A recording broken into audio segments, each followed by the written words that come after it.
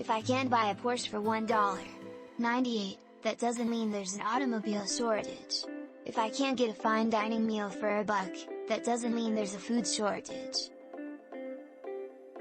And if appropriately skilled humans don't want to work for me under the conditions I've set, that doesn't mean there's a human shortage.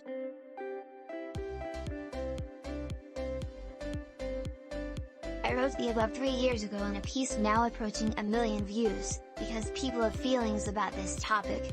Conditions have not improved since then. So why does there seem to be a new wave of teacher shortage stories? In many states, the teacher pipeline is clearly broken. In 2012 to 2013, Pennsylvania issued over 16,000 teaching certificates, last year it issued under 6,000. However, the numbers have been that low for the past 6 years, representing thousands of qualified young people who considered teaching and said, "No, thanks." It certainly feels as if teaching conditions are worse. The heated rhetoric is getting hotter, from attempts to micromanage what teachers can teach. Pay remains stagnant. Respect seems as if it's at an all-time low. Every teacher knows a teacher who left the profession ahead of schedule, or a promising prospective teacher who chose not to enter the field at all. But that's not a shortage. Call it an exodus, a slow-motion strike, or a wave of teachers responding to the old "if you don't like it, then get out" with a resounding, "okay, then." Teachers have not vanished.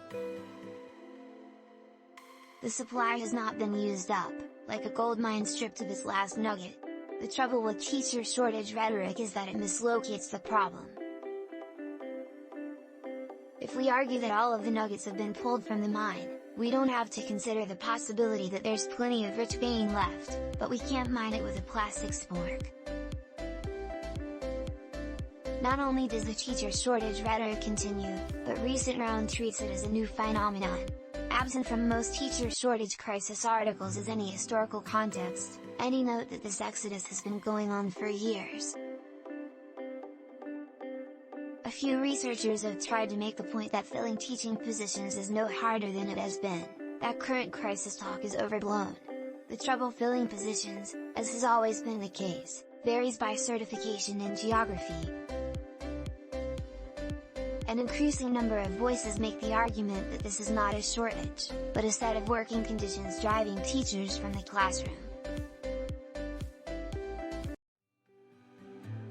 Something is happening, or, more accurately, something is continuing to happen, and it bodes ill for filling teaching positions, but mostly journalists and education pundits are not doing a very thorough or nuanced job of covering it. So the highly simplified teacher shortage narrative continues. Why?